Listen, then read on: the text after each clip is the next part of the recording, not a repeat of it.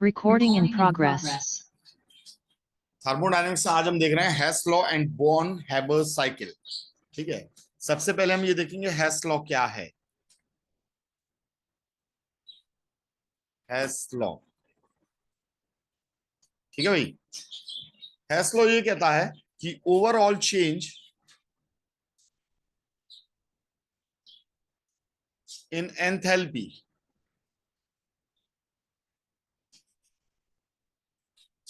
is same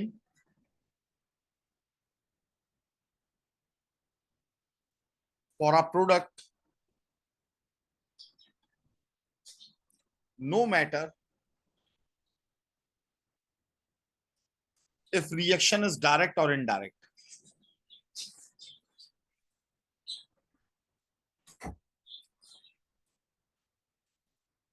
If reaction is direct or indirect. ठीक है, चलिए इसे समझते हैं हेस लॉ का क्या मतलब है। हेस लॉ और बॉर्न हैबर साइकिल को हम लोग यहां पर देखने जा रहे हैं। ठीक है, तो हेस लॉ ये कहता है कि देखिए, आप समझना भाई, हमने ए से बी बनाना है, तो ए से आप बी बनाइए, तो सपोज करो इसमें कुछ एंथैल्पी का इन्वॉल्वमेंट है, कुछ चेंज इन एंथैल्पी है, कितनी है, डेल्टा एच है, चाहे वो प्लस में हो चाहे वो माइनस में हो, उससे कोई फर्क नहीं पड़ता, change in enthalpy delta H है। और ए से बी बनाने का एक और तरीका है। एक और तरीका क्या है कि पहले हम ए से क्या बनाएं, सी बनाएं, इस सी से हम डी बनाएं, ठीक है, और फिर डी से बी बनाएं, फिर हम डी से बी बनाएंगे। बात समझ आ रही है? मतलब ये क्या हो गया, इनडायरेक्ट तरीका। ए से डायरेक्टली हमने बी बनाया, हमने ए से सी बनाया, सी से डी बनाया और डी से बी बनाया। तो यहां भी हर एक स्टेप में कुछ ना कुछ एंथैल्पी चेंज होगी। जैसे हमने मान लिया ए से सी बनाया तो एंथैल्पी चेंज हो गई डेल्टा एच वन, सी से डी बनाया तो डेल्टा एच टू हो गई है, और अगर डी से बी बनाया तो डेल्टा एच थ्री हो गई है। तो हेस लॉ ये कहता है आपसे कि यहां पर जो डेल्टा एच है, यानी ये वाली, ये जो डेल्टा एच है, वो बराबर होगी किसके, इन तीनों एंथैल्पी के समेशन के। Delta H one, delta H two plus delta H three, इन तीनों के समेशन के बराबर होगी। ठीक है, इसका मतलब change in enthalpy is a state function. ये क्या है, अपने आप में एक स्टेट फंक्शन है, स्टेट पर डिपेंड करती है, पाथ पर डिपेंड नहीं करती है। ये इसका मैनिफेस्टेशन है, ये लॉ इसी बात का मैनिफेस्टेशन है। किस बात का, कि change in enthalpy is a state function.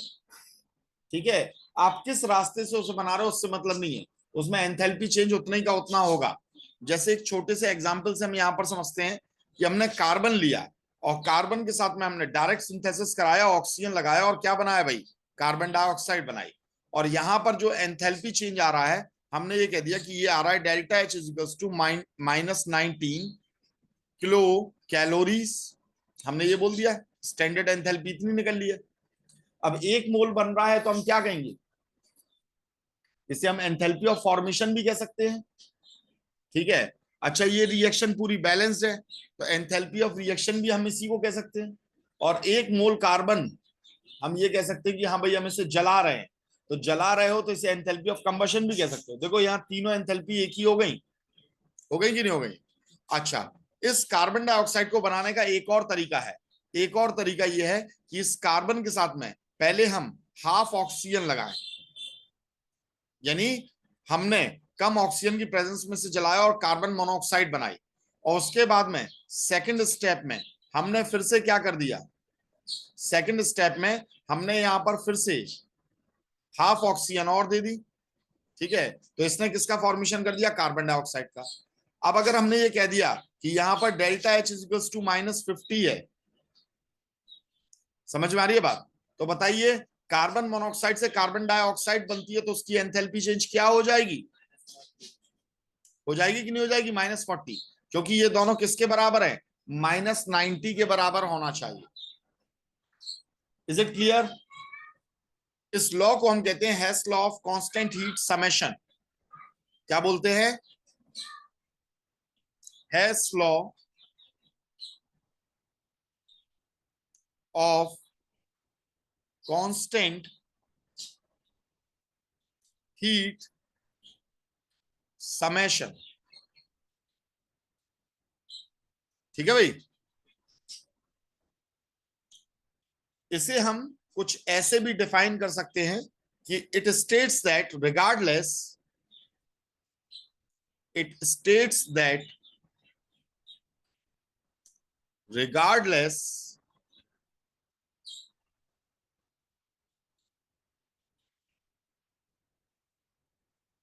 of multiple stages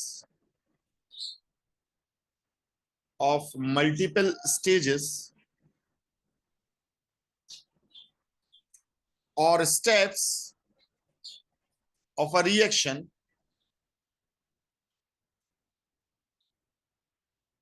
the total enthalpy change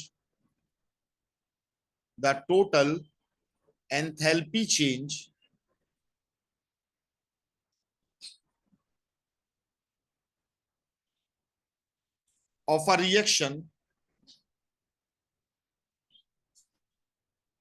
is sum of all changes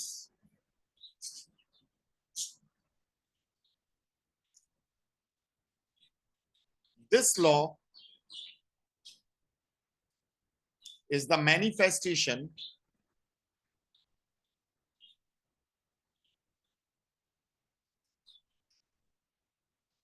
that enthalpy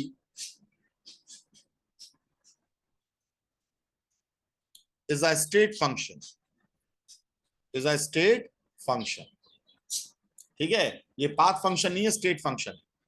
क्या बोलता है ये बोलता है कि रिगार्डलेस ऑफ मल्टीपल स्टेप्स और single step of a reaction, the total enthalpy change of reaction is sum of all changes. जितने भी चेंजेस हो रहे हैं उन सबका सम कर दोगे तो उसके बराबर होगी टोटल एंथैल्पी। उम्मीद है समझ में आ गया होगा। ठीक, अब हम देखने जा रहे हैं Born Haber cycle. Born Haber's cycle ये क्या है भाई? तो ये प्रैक्टिकल एप्लीकेशन है किसकी? हेस लॉ की। Born Haber cycle Hess law की ही प्रैक्टिकल एप्लीकेशन है, ठीक है। Application of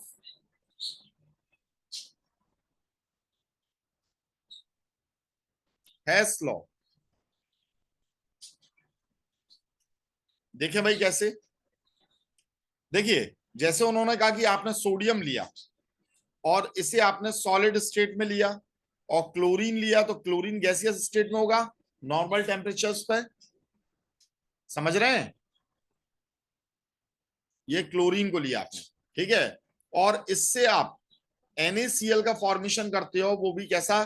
solid, room temperature पे सॉलिड होता है। तो यहां जितनी भी हीट आपकी यूज होगी उसे हम क्या बोलेंगे? Heat of formation. क्यों? आप हाफ यूज कर रहे हो, ठीक है, लेकिन इसका 1 मोल यूज कर रहे हो, 1 मोल बन रहा है इसका, तो हम इसे क्या कहेंगे? Heat of formation. तो उन्होंने कहा अगर आप इसे स्टेप्स में करते हो तो जितनी यहां पर डेल्टा एच एफ होगी, इन सारे स्टेप्स की एंथैल्पी का सम वो डेल्टा एच एफ की एनर्जी के बराबर ही निकलेगा। कैसे? उन्होंने कहा देखिए भाई, इस प्रोसेस को करने के लिए सबसे पहली बात, इस सोडियम को जो कि सॉलिड स्टेट में है, इसे आपको गैस में कन्वर्ट करना पड़ेगा। किस में कन्वर्ट करना पड़ेगा भाई? सोडियम के यहां पर एटम्स एक दूसरे के साथ लगे हुए हैं और ये सॉलिड है, तो इन्हें अलग अलग तो करना पड़ेगा आपको। जब आप गैसियस स्टेट में लेकर आते हो तभी तो ये एक दूसरे से कंबाइन होते हैं, तो इन्हें अलग अलग करना पड़ेगा। तो एक दूसरे से अलग करोगे तो कुछ ना कुछ एंथैल्पी लगेगी कि नहीं? तो हम इस एंथैल्पी को क्या कहेंगे? हाँ, नहीं, एंथैल्पी ऑफ एटमाइजेशन, ठीक है। यानी एटमाइजेशन एंथैल्पी, आप एटम बना रहे हो, ठीक है, एटमाइजेशन एंथैल्पी।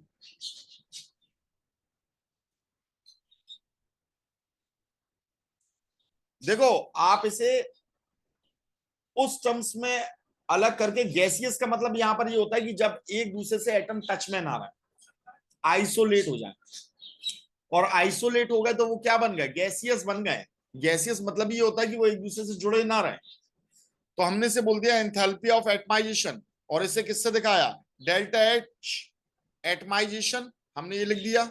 और किसका एटमाइजेशन कर रहे हो भैया आप, सोडियम का, किसका, सोडियम का, तो हमने यहां पर Na लिख दिया इस तरीके से, ठीक है।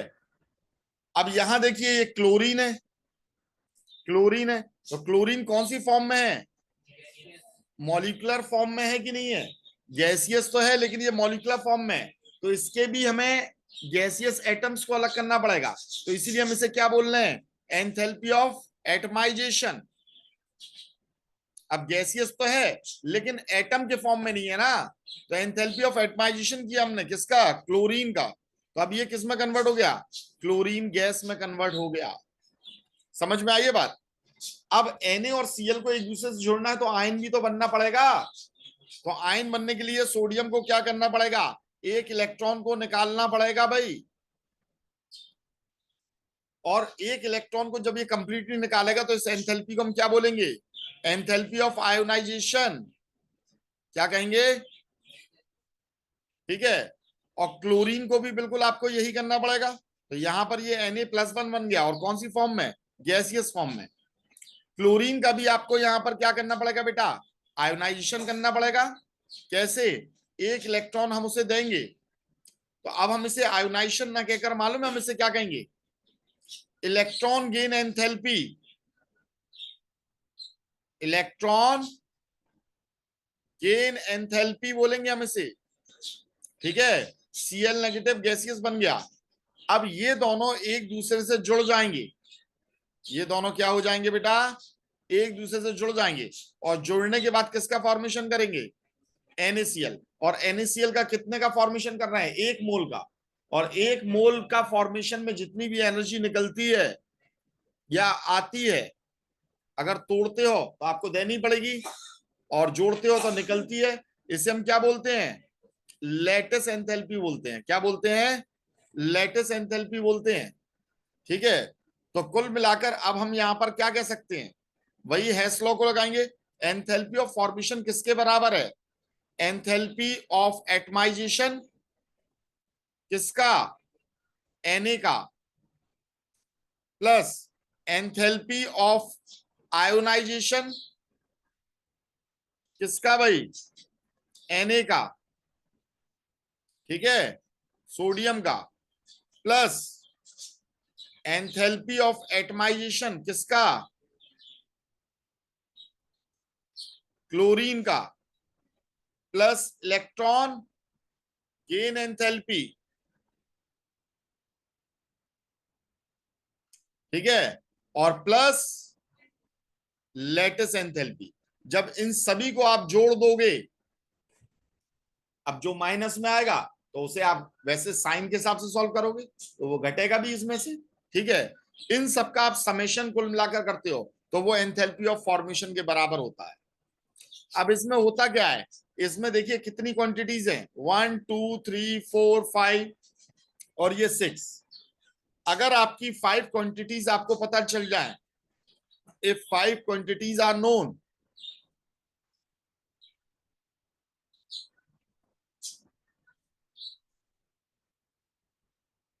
then sixth can be calculated।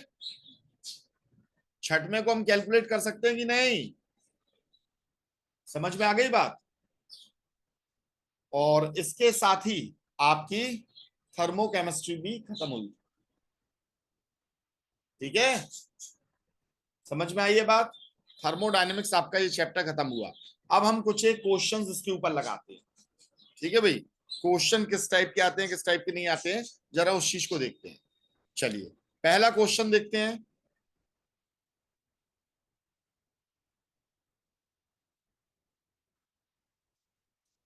First question है, calculate enthalpy of combustion for methane.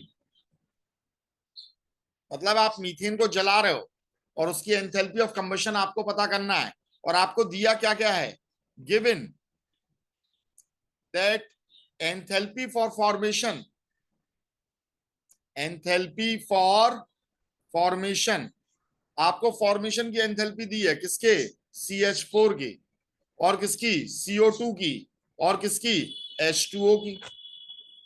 कितनी, 120 kilo joule per mole.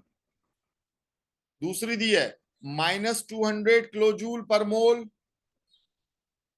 And third is -160 kilo joule per mole. सभी की सभी आपकी ये माइनस में दे रखी हैं, ठीक है, रिस्पेक्टिवली।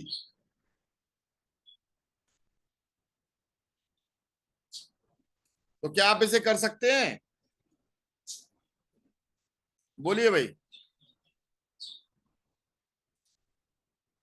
सौम्या, हो सकता है, शर्मा जी हो जाएगी। चलिए एक समझ लीजिए, फिर बाद में आप ट्राई करिएगा और क्वेश्चन दूंगा मैं। देखो, एंथैल्पी ऑफ कंबशन निकालना है किसका, मीथेन का। मीथेन का फॉर्मूला क्या होता है, CH4। कंबशन मतलब आपको इसे जलाना है, और जब आपने इसे जलाया तो यहाँ क्या बना, कार्बन से कार्बन डाइऑक्साइड और हाइड्रोजन से वाटर। और एंथैल्पी ऑफ कंबशन के लिए इस बात को बहुत अच्छे से याद रखिएगा, ये आपको निकालनी है, 1 मोल जलना चाहिए, यानी इसका 1 ही मोल होना चाहिए। अब हाइड्रोजन देखो, कार्बन तो 1 है तो यहां भी कार्बन 1 है, हाइड्रोजन यहाँ 4 है तो यहाँ कितना लगा दोगे, 2। तो ऑक्सीजन कितने हो गए, 2 ये हैं और 2 ये हैं, तो यहाँ कितने हो जाएंगे, 2 लगा दिया हमने, 4 हो गए कि नहीं। बस इसका 1 ही मोल होना चाहिए, याद रखिएगा, ठीक है। और स्टैंडर्ड कंडीशन क्या हो जाएंगी, 1 atm प्रेशर, ठीक है। अब यहां पर हम समझें कि हमारा जो एंथैल्पी ऑफ कंबशन रहेगा, उसमें आपको मालूम है यहां पर क्या हो रहा है। देखिए भाई, CO2 बन रहा है कि नहीं, और कौन बन रहा है, वाटर बन रहा है। कौन बन रहा है, वाटर बन रहा है। और क्या चीज है भैया, और क्या चीज है, तो देखिए इन्होंने ये कहा एंथैल्पी ऑफ फॉर्मेशन, CH4 के फॉर्मेशन की एंथैल्पी दी है उन्होंने, ठीक है। और enthalpy of formation of CO2 दी है, और H2O दी है। पर H2O तो यहां पर कितनी दे रखी है आपको, 160। H2O की कितनी दे रखी है आपको, 160 दे रखी है, किलो जूल पर मोल, 1 मोल की। और यहां पर 2 H2O बन रहे हैं,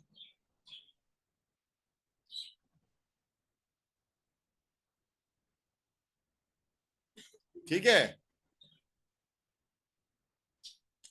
तो हम यहां पर निकालेंगे डेल्टा H कंबशन। तो ये enthalpy of formation of, enthalpy of formation of CO2 हो जाएगा, कितने का, 1 मोल की, प्लस एंथैल्पी ऑफ फॉर्मेशन क्या हो जाएगा, enthalpy of formation of H2 हो जाएगा, कितने का, 2 मोल का। यहां कितना लगेगा बेटा, 2 मोल लगेगा, बहुत अच्छे से समझ लेना। तीसरी बात, अब देखो CH4 का फॉर्मेशन, CH के फॉर्मेशन की एंथैल्पी के बारे में बात करें तो ये जस्ट ऑपोजिट डायरेक्शन में है कि नहीं है, CH4 तो ऑपोजिट डायरेक्शन में बन रहा है ना, तो इस एंथैल्पी को आपको क्या करना पड़ेगा, माइनस करना पड़ेगा। क्या करना पड़ेगा, माइनस करना पड़ेगा। तो enthalpy of formation, formation of CH4, समझ में आई ये बात, इसे माइनस करना पड़ेगा। और प्लस साथ में आपको किसे लेना पड़ेगा, ऑक्सीजन भी तो भाई है इस साइड में, तो जो ऑपोजिट डायरेक्शन में उसे हमेशा आप माइनस में लोगे। तो आपको यहां पर करना पड़ेगा enthalpy of formation, enthalpy of formation of O2, ठीक है। और O2 के कितने मोल बन रहे हैं, 2 मोल, तो आपको क्या करना पड़ेगा, इंटू 2, यानी 2 मोल, ठीक है। अब इनकी अपन वैल्यू रखेंगे। देखिए enthalpy of formation of CO2 कितना दिया है, -120 दिया है, और 1 ही मोल बन रहा है यहां पर, तो हम क्या लिख देंगे, माइनस कितना दिया? CO2 का 200 दिया आपको, ये दिया 200, ये तो CH4 की दिया, तो हमने लिख दिया -200 plus enthalpy of formation of H2O कितना दिया है बेटा? 160, तो -160 और इनटू कर दोगे 2, क्योंकि 2 मोल बन रहे हैं यहां पर, minus enthalpy of formation of CH4, तो CH4 की एंथैल्पी ऑफ फॉर्मेशन क्या है? -120 है, तो आपने लिख दिया -120, और enthalpy of formation of oxygen क्या है वो तो आपको नहीं दिए, तो ऑक्सीजन याद रखना ये नेचर में हमें अपने आप ही मिल रही है, तो हम इसकी एंथैल्पी ऑफ फॉर्मेशन को क्या मानेंगे? 0, जो नेचर में अपने आप ही मिल रही है, ये आपकी बनी हुई है, ठीक है।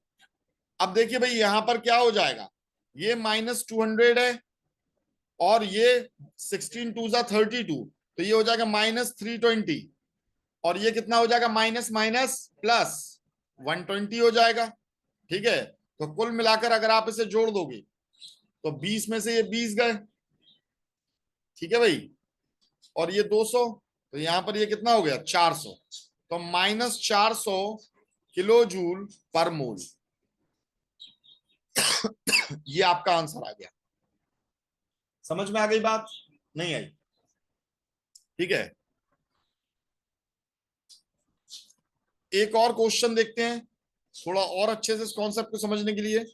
मैंने ये बोला है heat of neutralisation, heat of neutralisation with HCl and NOH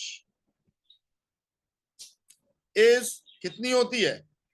बताया था ना मैंने, -13.7 किलो कैलोरीज फिक्स होती है, बताया था कि नहीं? And that for CH3COH with NOH is 12.3 minus की। Calculate enthalpy of dissociation for CH3COH, calculate enthalpy of dissociation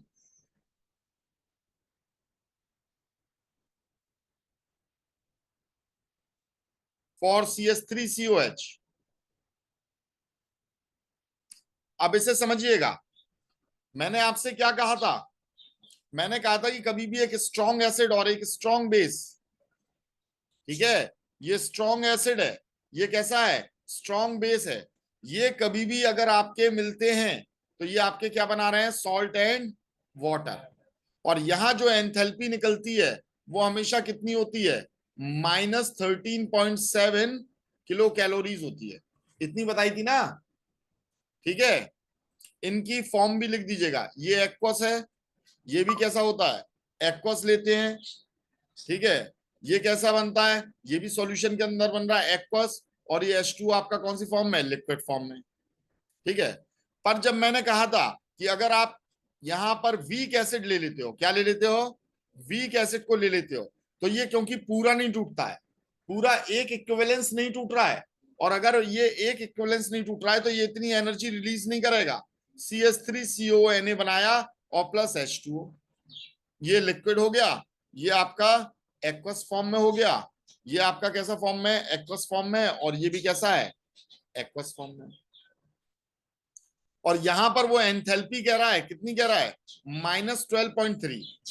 तो मैंने आपको बताया था कि डिसोसिएशन एंथैल्पी कैसे निकालेंगे हम, कैसे निकालेंगे भाई? हमेशा हम एक एसिड को लेते हैं और बेस को लेते हैं, अगर स्ट्रांग है तो वो हमेशा 13.7 निकालता है, वीक को लेते हैं तो वो उससे कम निकालता है। तो ये एक्स्ट्रा एनर्जी कहां जा रही है? डिसोसिएशन करने ही तो जा रही है भैया। तो 13.7 में से माइनस कर दीजिए 12.3 को, कितना बचा? 7 में से 3 गए, 4, और यहां पर ये 3 में से 2 गए, 1, तो 1.4 की प्लस 1.4 किलो कैलोरी पर मोल की ये डिसोसिएशन एंथैल्पी होगी। याद आया? याद आया कि नहीं आया? ये कॉन्सेप्ट मैंने बताया था हीट ऑफ न्यूट्रलाइजेशन में, देख लीजिएगा, आपको दोबारा ये समझ में आएगा, ठीक है। कोई प्रॉब्लम इसमें बेटा? आगे समझे? तो ये दो अलग अलग टाइप के हो गए। अब देखिए, अब हम वही पहली वाली टाइप का ही एक और क्वेश्चन दे रहे हैं। Enthalpies of combustion for methane, carbon and hydrogen are -180 kilo joule per mole, -200 kilo joule per mole and -160 kilo joule per mole respectively.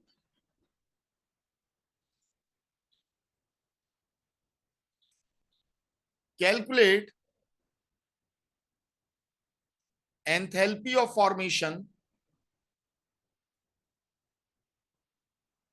enthalpy of formation of CH4. समझ रहे हो बात को? हमें निकालना क्या है?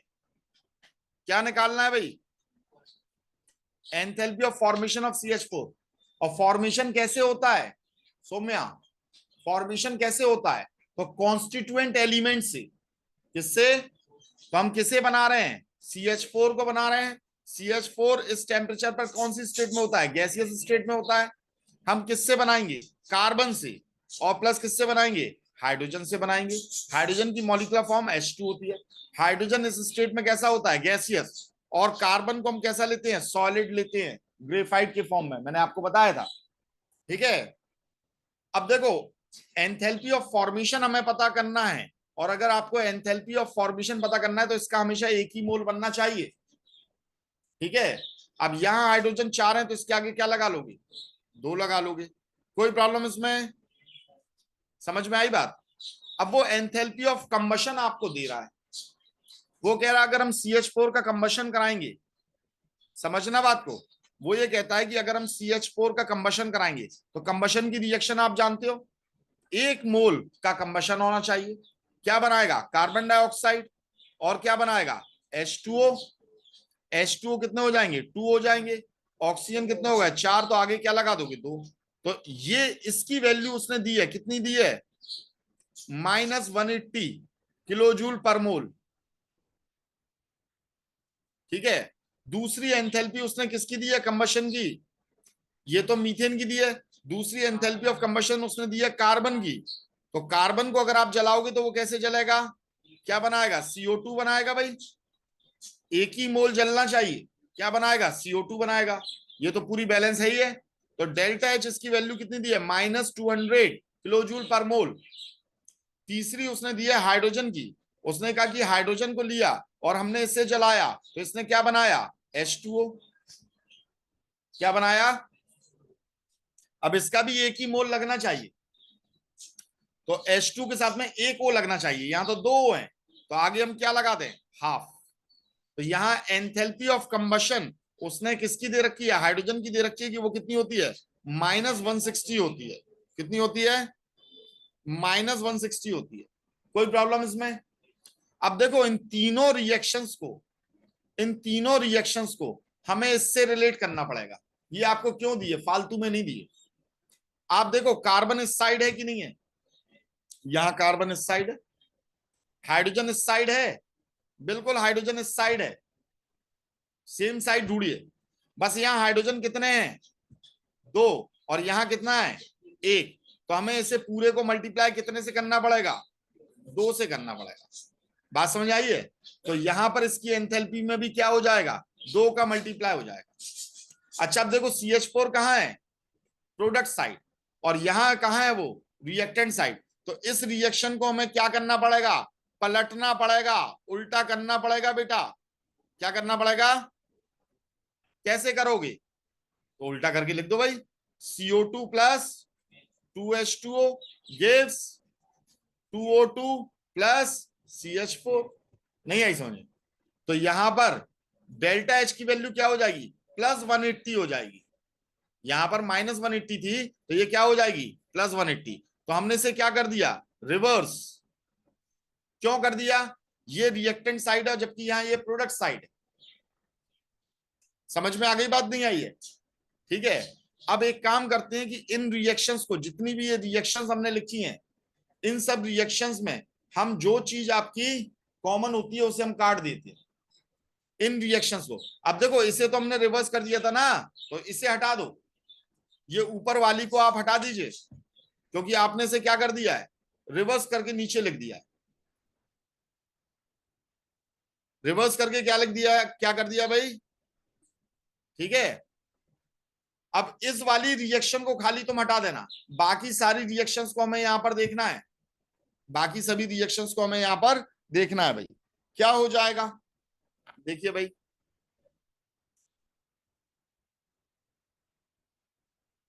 सबसे पहली बात,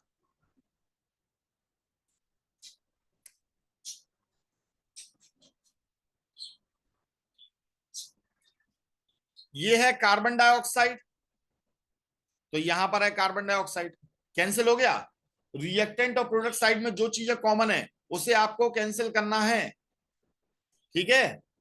अब देखो यहां पर ये है 2H2O, और यहां पर भी तो हमने डबल कर दिया था भाई, क्या कर दिया था, तो हमारा ये 2H2O यहां पर कैंसिल आउट हो जाएगा कि नहीं हो जाएगा, नहीं आई समझ में,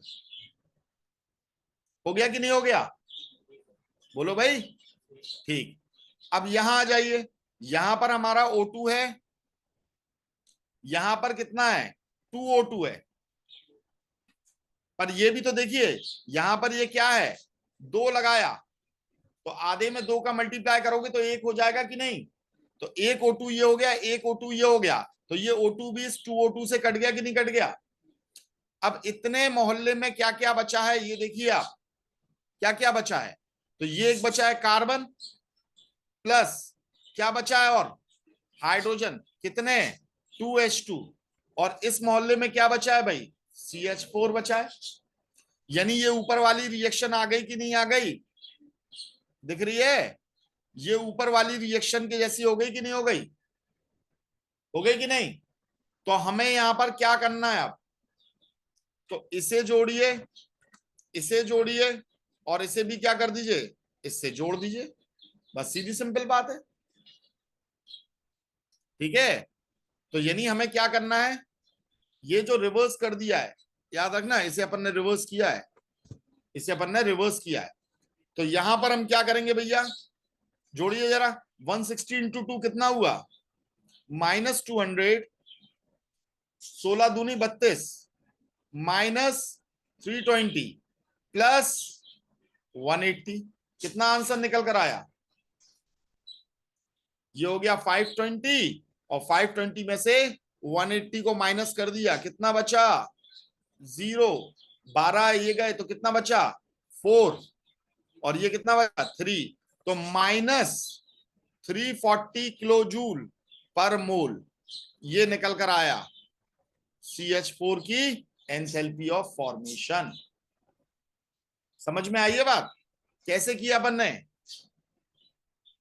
जो जो आपको दे रखा है उसकी आप यहां पर देखिए, एंथैल्पी ऑफ कंबशन दे रखा है, उसकी आपने पूरी रिएक्शंस लिख ली, तो ये 3 रिएक्शंस आपने लिखी थी उसकी, ये लिखी है। अब जो मेन रिएक्शन है जिसका आपको फाइंड आउट करना है, उसमें रिएक्टेंट और प्रोडक्ट साइड को देखिए, तो बस यहां पर CH4 रिएक्टेंट साइड है, जबकि यहां पर मेन रिएक्शन में कहां है, प्रोडक्ट साइड, तो हमने उसे रिवर्स करके लिख लिया, तो इसमें एंथैल्पी का साइन भी बदल गया, ठीक है। अब इस रिएक्शन को भूल जाइए आप, अब बस यहां पर देखिए आप कि क्या हो रहा है क्या नहीं हो रहा है। हमने यहां डबलिंग क्यों करी, क्योंकि यहां पर देखिए H2 कितने यूज हो रहे हैं, 2 यूज हो रहे हैं, जबकि यहां H2 कितना था, 1, एंथैल्पी ऑफ फॉर्मेशन में, तो हमें यहां पर जस्ट डबल करना पड़ा, तो हमने इसे 2 का मल्टीप्लाई पूरे में कर दिया, और बस इसके बाद में इन सभी एंथैल्पीज को हमने जोड़ दिया, तो आपका एंथैल्पी ऑफ फॉर्मेशन निकल आया। कोई प्रॉब्लम इसमें, ठीक है। तो अब इससे रिलेटेड सभी एक्सरसाइज लगाइएगा, कल मैं थोड़ी और इसकी एक्सरसाइज आपको लगवा दूंगा, और फाइनली ये चैप्टर खत्म होगा। तो आप जितनी एक्सरसाइज लगाएंगे तो उतनी चीजें समझ में आएंगी, पहले सॉल्व वाले लगाना, उसके बाद अनसॉल्व पर पहुंचना, बुक से उठाकर पहले सॉल्व वालों को देखना, और फिर आप अनसॉल्व वालों पर पहुंचना, तो आपको ये पहले प्रोसेस समझ में आएगी कि हमने बेसिकली किया तो किया क्या, ठीक है। चलिए, थैंक यू।